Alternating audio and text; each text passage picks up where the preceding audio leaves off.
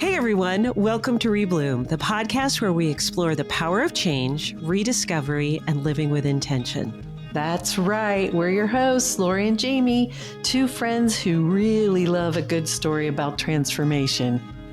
In each podcast, we're going to chat with inspiring guests who've made bold pivots in their lives or careers.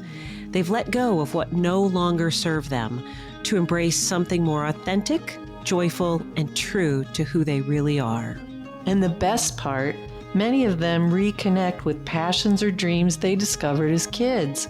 It's about finding the seeds planted long ago and letting them bloom again. So if you're ready for real conversations about reinvention, purpose, and following your creative heart, you're in the right place. Let's dive in and see what it takes to rebloom. This conversation with Wendy, I just love her point of view. And I love how during the conversation, I think, Jamie, you said something about bringing her Wendy magic, because she really, why I am so inspired by her is how she brings joy and play and color and life and whimsy to everything she does. Yeah, she does. And this conversation is leaving us more joyful, and I know it will leave you all more joyful too, because she's just incredible. She's had an incredible journey, and it's a journey that each and every one of us can have. It's finding what you love, starting slowly, doing it, and pivoting along the way, which is what ReBloom is all about. Well, hello, my friend Lori. How are you today? Hey, Jane. Good to see you. We're going to have a fun talk today. We are. Happy holidays to our listeners. I cannot believe this, Lori, but we've made it through yet a full year, another full year of ReBloom. And so many great conversations. We both were tentative in the beginning, but these conversations and stories have just fed us. They're wonderful. They have fed us, and we have a whole list slated for 2026 too. We cannot wait for season 3 to begin in the new year, but we're going to end on a super high note with Wendy Conklin. Tell us about her. So I kind of stalked Wendy for many years on Instagram. She has a feed called Chair Whimsy. And so I one time reached out to her in a DM and said, hey, could we do a collaboration? So I ended up doing some fabrics, and she created a series of chairs with my fabrics, and I have one in my dining room, which I love. It makes me so happy. But then cool. We've gone on to, she was a speaker at Art Biz Jam a couple years ago. And she also, I just worked with her on painting a shed at her home in New York, which was really fun. So we just tend to connect with each other off and on. And I love watching what she's up to, because she's always up to something exciting. So Wendy Conklin, welcome. Welcome. Thank you guys for having me. Oh my gosh, thank you. Now, where are you calling in from? I'm calling in from the Austin, Texas area. I'm a native Texan, but I spend my summers in upstate New York. So now, I love New Yorkers, and we have a home in New York, but it's in southwestern New York, and it's either New York City or upstate New York, which I've decided there's just two locations in all of New York State. Where are you in the Adirondacks, or where are you in New York? We're at the very base of the Adirondacks, just kind of west of Saratoga Springs, in between Saratoga Springs and Amsterdam. It's another little town. Okay. We're kind of smack dab in the middle up on a little mountain. And it's amazing. The cutest little cabin that she has shared her decorating expertise. So I know what you're up to now, and we'll get there, but we always kind of go back in time, and we want to know about little Wendy up to today. So What were you like as a girl, and what were you into?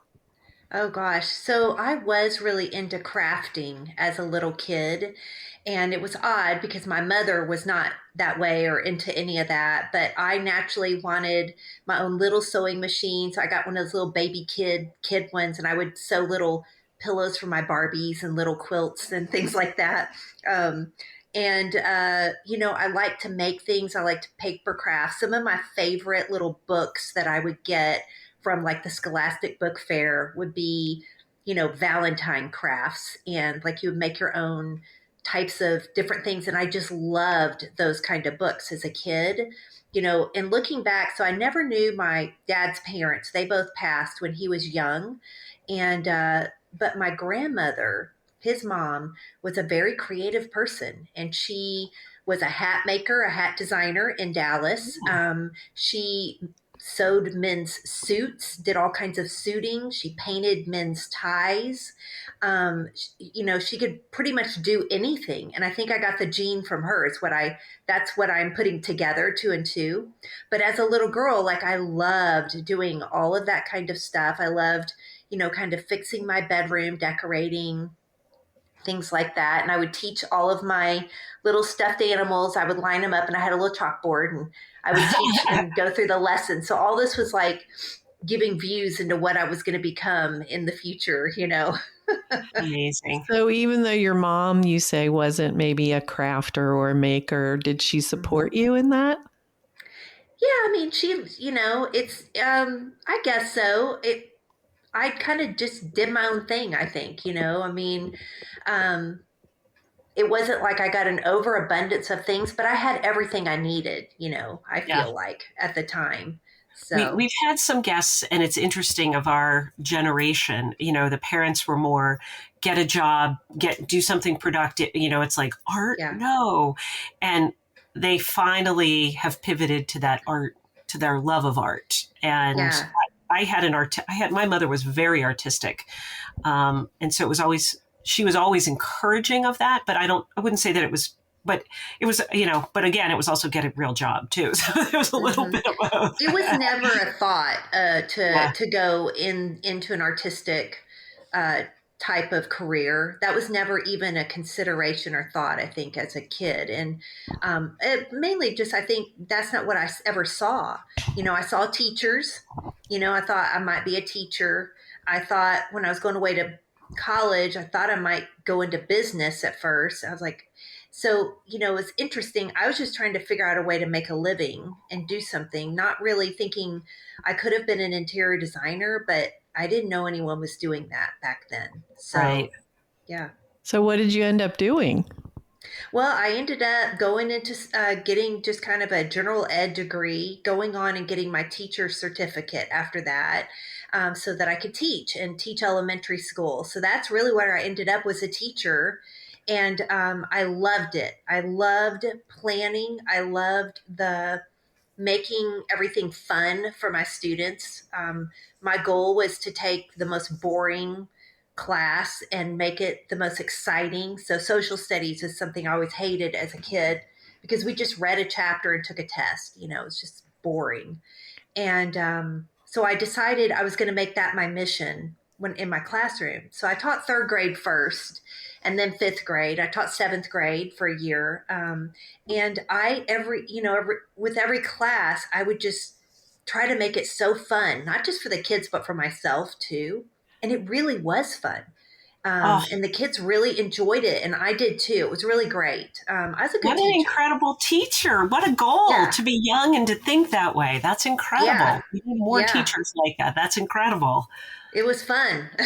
And once again, we see this time and time again in these conversations. You were laying those breadcrumbs that all culminated together. Mm-hmm. Like you were sewing when you were little, then you became a teacher, and those are all elements of your what you do today. So how did you end up moving into, like, how was Chair Whimsy born? Yeah. So I had, from being a teacher, I got my master's degree in gifted education and worked with gifted kids. And Northwestern University had a program for gifted kids that I helped run the satellite. I was kind of like the principal. I first started as a teacher and then kind of worked my way up. And, that kind of led into a career of writing curriculum for a company out in California. And so I could write from anywhere.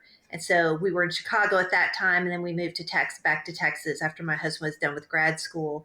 And so I kind of started a new sort of career where I was teaching teachers I'd write curriculum, write books, and they would buy the books from the company and I go train them. So I was being a teacher again, but in a different way, and writing, which was creative, and I really loved. And during that time, back in 2012, I wanted to take an upholstery class. I had always loved chairs and dabbled in it, and kind of did them myself, trying to figure it out, but not knowing the right way. So for my birthday was coming up, and I said, for my birthday present, I want to go take an upholstery course in South Austin. And so that's what I did for 6 weeks on a Saturday. I spent my entire Saturdays down there learning. And that really, I took the class twice because I couldn't remember what we would do in the class. Like you'd go home and you'd be like, wait, how did I do that?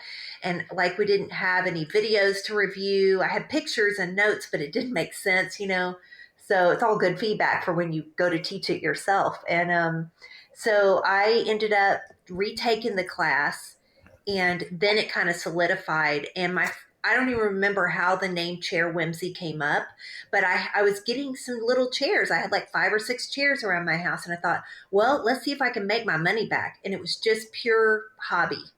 And so I decided I'm just going to open an Etsy shop. So I did. And like, I remember my friend was telling me, I was at her house and I was trying to decide on what my shop name would be. And she said, I just came up with it, Chair Whimsy. And I don't even remember this, but she swears this is what happened. So I trust her. But so I put my chairs up there, opened my little shop, still had my good career. And like in 2 weeks, I had a chair that sold. And I was like, oh my gosh, how do I ship this to New York City? It was I was wondering that. All the problems, all like, you jump before you're thinking. It's like, I'll figure it out. And we figured it out, but I learned from a lot of mistakes too. But so then I started getting more orders for my chairs, and my love of my job kind of started going down, and the love of doing chairs kind of started rising. But then it was the problem of how can I make enough money to replace my salary? Because, I wasn't working for fun, I paid the bills. And so that took a long time. It took me about 6.5 years before I could quit my day job. So it was long and it was hard, a lot of tears, because I wanted to do it so bad and I just couldn't afford to do it. But finally I got there, so that's kind of how it all has, and it just keeps going, so I'm still doing chairs. I'm still loving it and everything. Yeah. At that time, were you just selling the chairs that you upholstered? I was, just selling the chairs that I would do. I learned that like doing a lot of custom orders was something that people really wanted. They wanted something unique. They wanted something to fit their decor or just something made just for them. So that was a really popular thing. I love that you said and you shared that you needed to work because you were paying the bills. And we have many guests who listen and many guests who've been on here who that in fact is reality, and they can't just, quit the day job and just have fun being creative. But you did it in just such a smart way too, which is, you maybe you wanted to quit a few years earlier, but there is a reality there, but you kept going. And the thing that I know our listeners, many of our listeners know, and we know, is that just like you said, like, oh, shoot, now I got to ship a chair, like, whoopsie. Yeah. And so that margin that you maybe built in for profit just went down the tubes because you just spent it in shipping or whatever. And so and that's part of growing a creative business is, you can't quit it all and put all your eggs in one basket. Sometimes you do need to take it slow, learn from your mistakes, and then grow accordingly. The other thing that points out to me, which is so true, is that I think a lot of people, they are stopped in doing something because they think they have to have it all figured out before they take the plunge, where really you learn so much more by actually doing. And, you make those mistakes, yes, but you learn from them. And then the next time you know to do it much better. Yeah. The knowing is in the doing. Exactly. And I remember at the beginning, I was thinking, oh, I should have gotten an MBA. I'd be so much better at this. But now I know better. Now I know that exactly the way I did it was the right way for me, because I had to figure it out along the way. I had to pivot quickly, and I could because it was just me. Right. I had to listen to feedback from what people wanted and then change my business model. I Right. didn't even know I had a business model, but I did. I was doing it, but I was figuring it out. And that really was the best thing ever for a creative business, is being able to pivot, being able to make it up as you go, because you will be more creative in your marketing. It just benefits you rather than feeling like it has to be done a certain way, because you never stand out if you're doing it just like everybody else. Well, you're so right. And Wendy, you said something that's so critical, is you listened. Sometimes I Mm-hmm. think creatives go in and say, this is what I'm going to do, period, end of sentence. And then they move forward and they don't listen to feedback. And Mm-hmm. I have to say, your friends and family are all going to tell you you're amazing. Yes, right. You're amazing. We love that. Yes, that. And Mm-hmm. thank you. I need that pat on the back, particularly if I've had a bad day. But by listening to that and just by going slow like you did, to Mm-hmm. your point, then you could make those adjustments.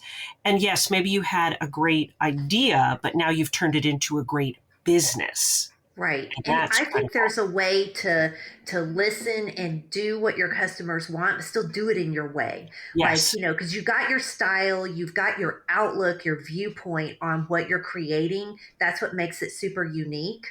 Right. But also being able to pivot. Oh, they want it this way. Okay, I can do it. Not being offended that it wasn't Right. exactly the way I wanted it to be, but taking it as, okay, this is how I can make some money doing this and enjoy my job. So Yeah. you, within this business, I watch you and I see you pivot time and not pivot. They're like little nuances to your business and things you're adding. So can you talk about some of the things that you've added on to Chair Whimsy? Yeah, so one of them was teaching upholstery, an online class, and that came out of, a few people were really my business coach at the time. I had finally forked over money and paid for a business coach. I remember it was like $2,700 for the year, and I thought it was going to kill me to do that. Like just didn't feel like I had the money, but I knew, like, I was at the pivotal point where I quit my job and I was going all in. And I remember I was like, oh my gosh, this is so much money. But like, I made it back really quick. All the tips, all the tricks, all the things that she taught me, and she pressured me to do an online course. And I was like resisting, like, nobody's going to want this. And she's like, no, this is what they want. And I'm like, yeah, but it's going to ruin my chair sales. And she, like, all the classic things that I thought back then. But it's like, no, there are certain people who do not want to make their own chairs. They're going to buy them from you. Yes. And then you can earn money from people who can never afford your chairs, and you could teach them. And so I said, okay, I'll do it, but then I'm going to blame you when this doesn't work. And it worked. I mean, that was it was, and it's really good to have mentors. It's good to have business coaches who have really good creative business insight. And that's really what she had for me. And so thanks to her, I did that. And then people would ask me, oh, but I want to learn where you get your fabrics. So I put together like a mini course on sourcing fabrics online, and to help people to know this is how I do it. And so it's been really good. Like, one little course has led to another. And so I've got a whole bunch of them now. But my main one is the DIY upholstery for beginners. And I teach people who want to do chairs like what I do, because they're fast, they're quick, and they can make such a huge difference in your space and make you so happy when you walk into your breakfast nook and you see these cute chairs. Like, oh, this is great, and knowing that you did it yourself. Yeah. And then there's people who want to turn it into a business like what I've done. And so that's great too, is encouraging them and helping them to not make all the mistakes that I did. They can get there quicker if they will listen, to don't do this because I made all the mistakes. Yeah. But it was good for me. I have 3 chairs in my basement. I am a chair collector, and Yeah. I need to take your DIY course and learn how to do it, because You I would love to do. have my own fabrics and make my own chairs. Not Oh, as a you business, should. because it'll, Yeah. have Yeah. too many other things going on, but I want to take it. Well, Oh, and you need it's to do it. I need to do it. I have more chairs than I know what to do with too, because I love chairs. In fact, I have one without a seat. So I'm thinking, okay, how do I either get it to Wendy or figure it out? But Wendy, it's interesting. I shared this earlier that I gave away a how-to thing years ago, and I thought, oh, I can either do that and, oh, I'm giving all the information away. And I always say the wheel has been invented. What you realize is that people are never going to do exactly what you're doing. They don't want to be chair upholsterers. They just, as you said, they either want to buy it or they want to do their own. They don't want to start a business or do anything that way. So, yeah. It's interesting too, because, what I don't ever get threatened by someone copying my chairs. It's going to happen, right? I don't get threatened or worried, because the thing, I'm moving on to the next design. I'm always thinking about the next thing, because that's what feeds my energy, and no one can take what's up in my head, like my creativity. No one can copy that. And that's what makes me happy and gives me life. I feel, and so that core of who I am, and I think that all artists can feel that way, that core of who you are, is special to you. And I think that can kind of help us. Absolutely. Let's take a quick minute and thank our amazing sponsors. Jet Creative is a women-owned marketing firm committed to community and empowerment since 2013. Are you ready to rebloom and build a website or start a podcast? Visit jetcreative.com/podcast to kickstart your journey. They will help you bloom in ways you never imagined. And bonus, our listeners get an exclusive discount when you mention ReBloom. And don't forget to subscribe to this podcast and follow us on Instagram and Facebook at ReBloom Podcast. Thanks to our sponsors, and thanks to you for joining us today. So, Wendy, another pivot that I've noticed that you've made, which I think is really smart, is you've been hosting retreats for women entrepreneurs. Can you talk about how that came to be? Yeah, so my friend and I, we met each other through our previous careers. She was a sales rep for the company, and I would go do trainings for her. And so we got to be friends, and we would share, as our friendship. I'd see her and go do trainings with her clients, and then we would, go out to dinner or something afterward. And we began talking about what we really wanted to do. And this is, my dream of doing Chair Whimsy full time was always there. And she had dreams of being a full-time entrepreneur as well. And so over time, I ended up quitting my job first, and then she quit after me, but we had all these conversations. We're always afraid of what was going to happen, and that kind of stuff. If it didn't work out and everything, but so we just have been friends for a really long time, probably more than 12 years. And we had been talking back before COVID even about getting together, maybe doing some kind of retreat for women who also want to have a creative type of job, and or at least approach it in a creative way. And so in 2021, that summer, we got together and we started planning. We said, we're going to do it this next spring. The spring of 22, we're going to host a retreat for, women who want to be, either if they have a creative business or they want to have a creative business, we want to have them come. And so, so we did it, and we've done it. We just hosted one back in October. We've done some one-day events. That's a 3-day event, but we've done some one-day events. We've got another one coming up at the end of February, and we're actually hosting it at my home. So we can fit 30 people, but that's max. I don't have any more chairs or space for more than that. But so we've done it before, and we've sold out, and it's just a one-day event. It's much cheaper and much more affordable because it is just a one-day thing. But it's been so rewarding to see women get ideas through, the things we're presenting, and then the conversations that we're having, the brainstorming that's happening, and just getting to see your business through different eyes. We always leave those retreats so inspired by the women and what they're going to end up doing. And we've had some people go on to do like cookbooks, PN Southern Living, magazine. We've seen a lot of success. So it's very rewarding and really, really fun. That's amazing. So you came and spoke at Art Biz Jam, which was a conference that I had been hosting for a long time. It was a business for artists, but now I do the ReBloom conference, and we're doing our second one next May. You would be an amazing speaker. We already have our speaker lineup for this next one, but yeah.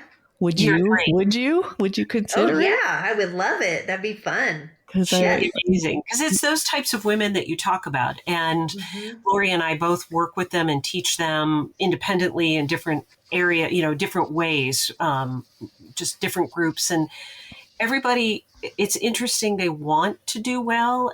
But sometimes we just need that encouragement and some tools in our tool belt to do it. Absolutely. And we've got the talent, and it's that leap of faith that sometimes you need to take. And that's what we saw that at the ReBloom conference last year, Lori.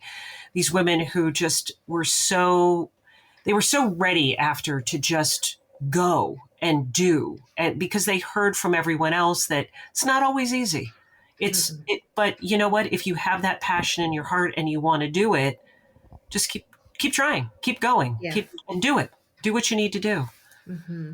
Yeah, it's like you borrow encouragement from other people when you see their dreams and what they're doing. It's like you can borrow that for yourself and give yourself the confidence to do it. That's a great way of putting it. It is a great way to put it. Exactly. So another thing that we kind of collaborated on is you reached out and you have a shed that you wanted to paint a mural on near your New York home.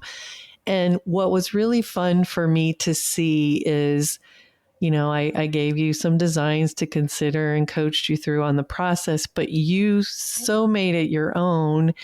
And now you recently came out with a whole collection of product with your own art on it. And that was so fun for me to see you taking that step.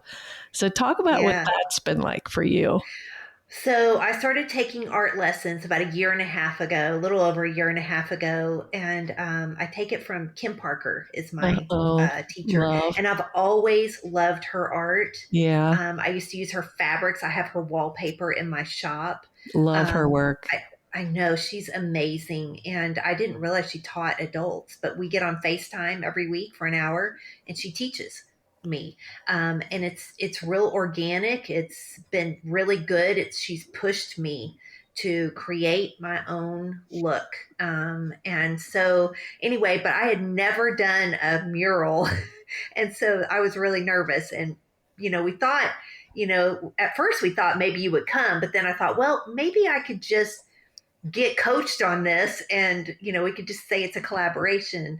And that turned out to be the best thing ever because it took me a long time to finish this mural. It took me 3.5 weeks because I worked on it bits at a time, but it was so good for me because like you talk about like what I just said about borrowing the confidence from somebody, like you told me what paints to get. Okay. Got that, and then I started, and it was just one of these things like we can dread doing something because we're scared is what it is. We're scared. It may not turn out. We're scared. Maybe we don't have it in us to do it.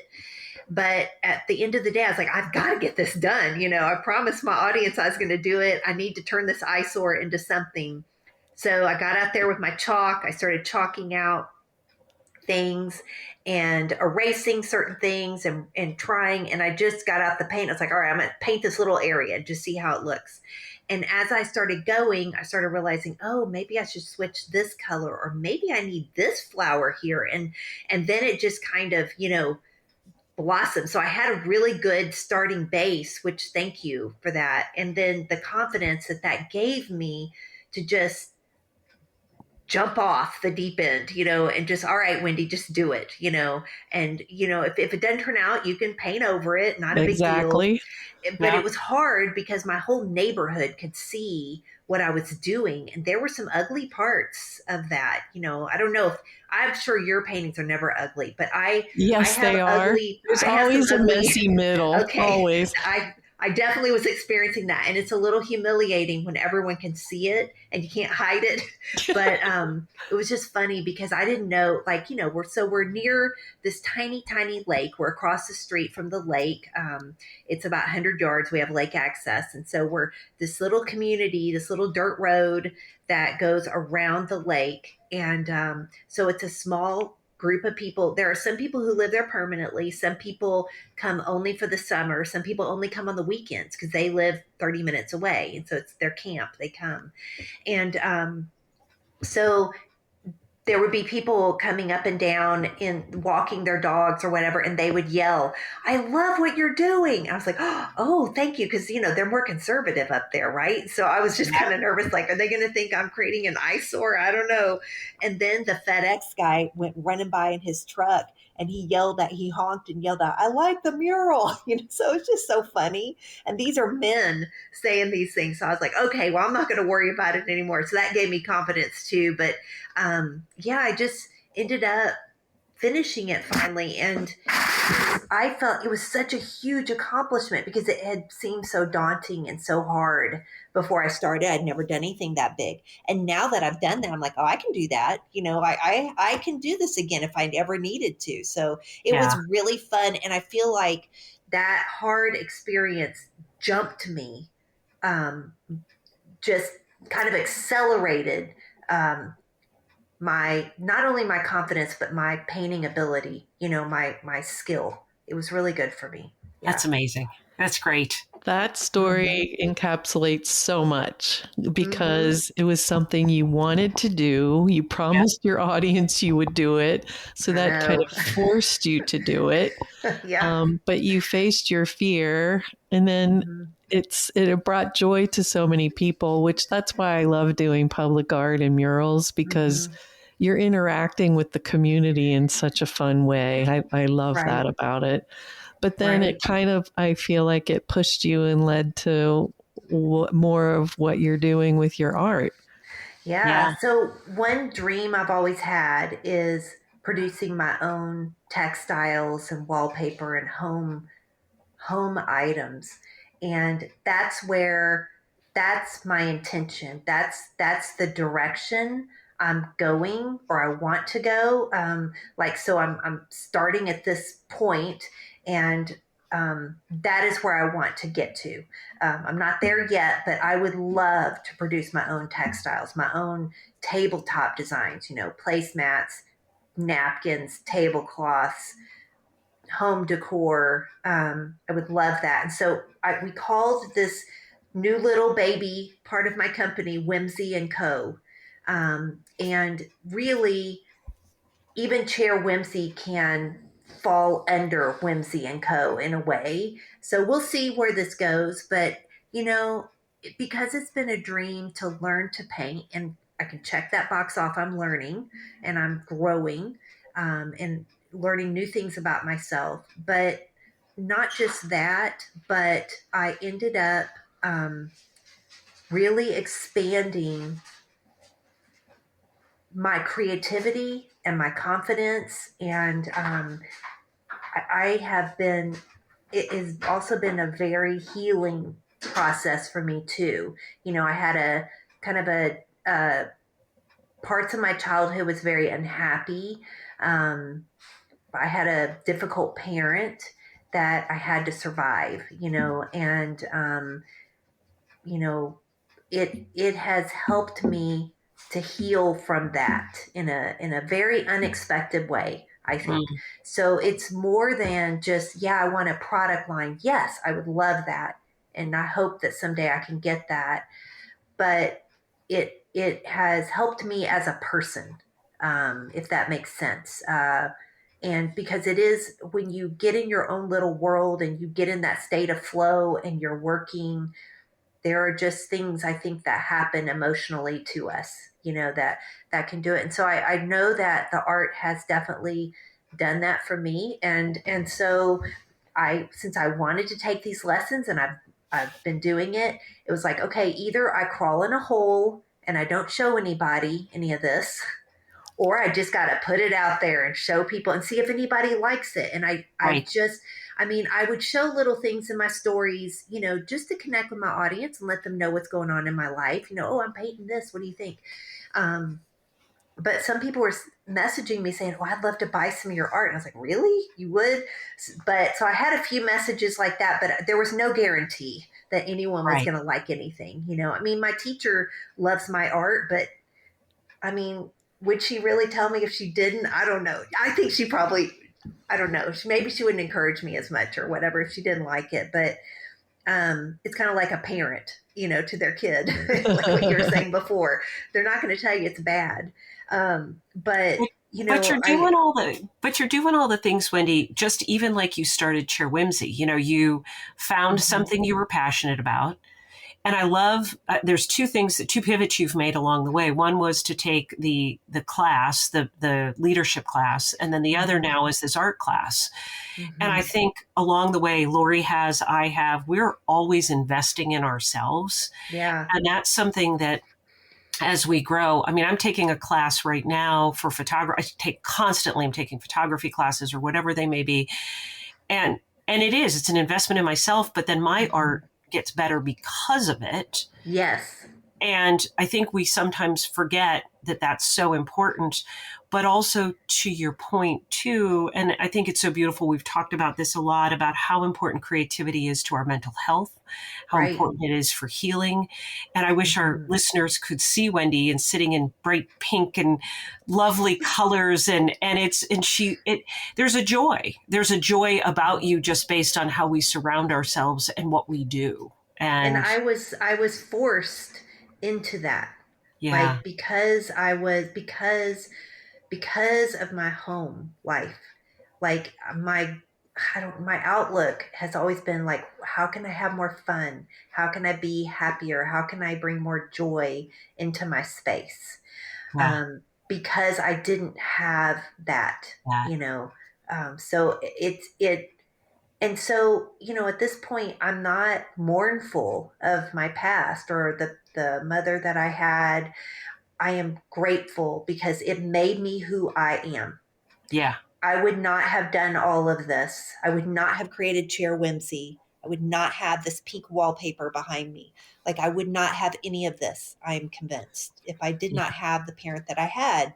And so, I think this should become a book someday. I'm just not ready to write it yet because I don't completely understand it or have my head all around it. But I do know that creativity, it does heal. It does heal people. So I reached out to you to be on the podcast because you took all that beautiful art you've been creating while learning and you were brave and put it on product and did a product release. So yay. And they're adorable. They're so adorable. And your work is so happy. And I can't wait to see it on your chairs and on your walls. So how has the launch gone and how has it felt putting it out there?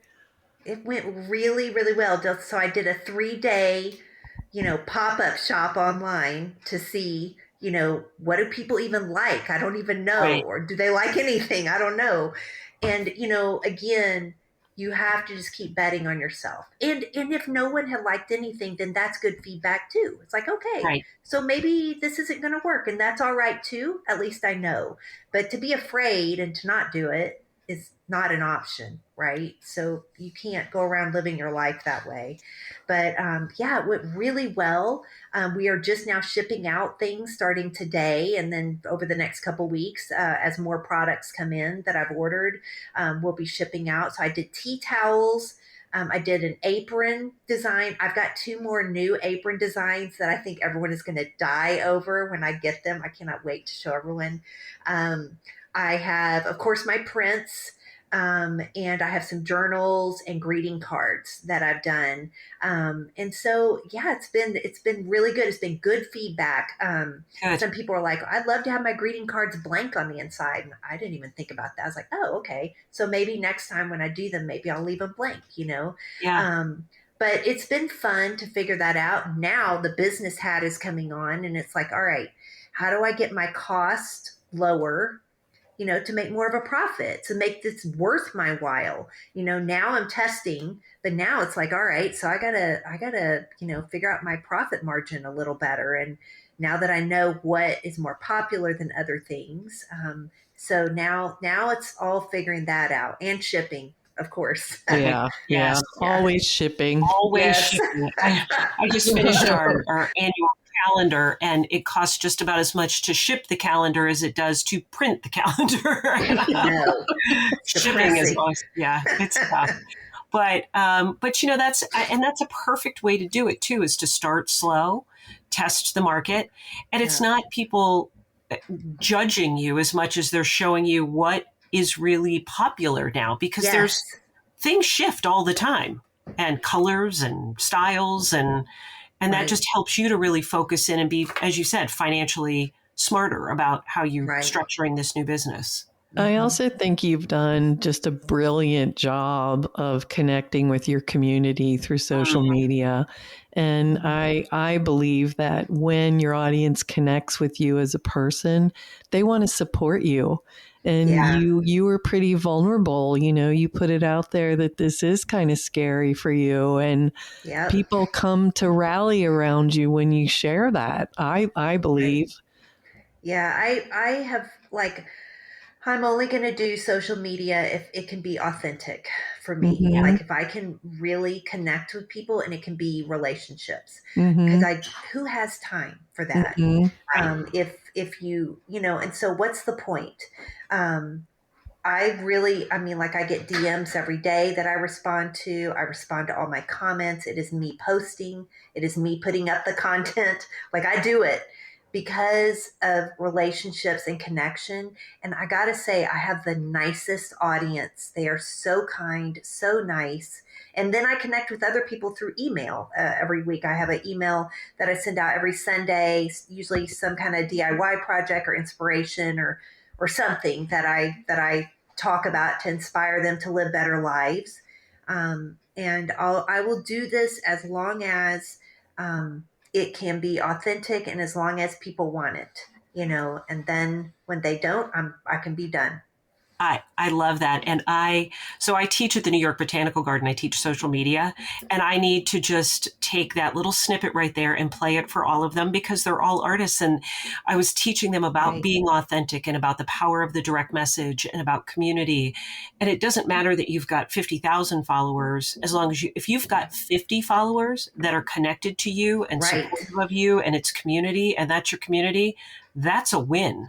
And you're putting yourself out there authentically.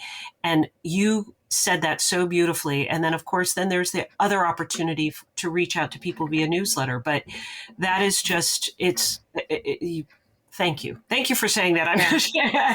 And, everyone thinks you need a big audience in order to sell, but you do not. You need the right audience, the people who want to be in your world.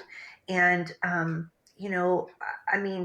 when people unsubscribe from my list or unfollow, okay, good. You're not, it's fine with me. And honestly, the bigger the audience you have, the harder it is to get engagement.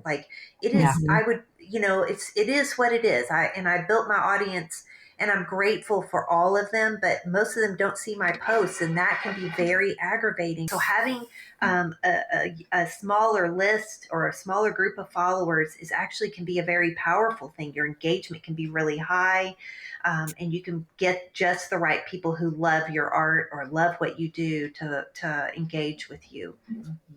And just one more thing in the realm of Wendy, things you've done. You also wrote a book. I did. So, oh my gosh, what's your book about? Yeah, share with us about the book. Yeah, so it's called Life Whimsy: How to Work, Play, and Think More Creatively.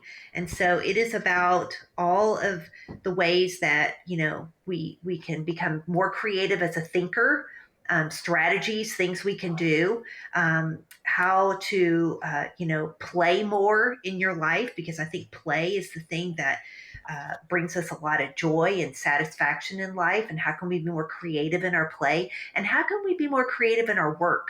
And so it's really broken into those three parts.